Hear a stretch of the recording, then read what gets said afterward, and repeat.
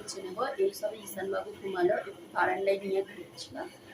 আর এখন 12টা 10। এই সবই ঘুমিয়েছে, এই দেখুন এখনো ঘুমাচ্ছে।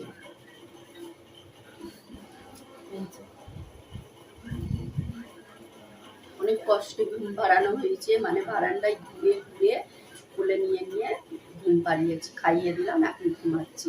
তা এখন যাব আমি কাপড়গুলো কেচে নেবো। সকাল থেকে পরে আছি, কোনো কাপড় ধোয়া হয়নি। মানে রাতে হয় না, রাতেও ক্যাম্পাস করে শুই, মানে ওই যে দুপুর থেকে যেগুলো বেরোয় সেগুলো ধর কালকে ধোয়া হবে না, সেগুলো ওই জড় করে রেখে দিই টয়লেটের কাপড়গুলো।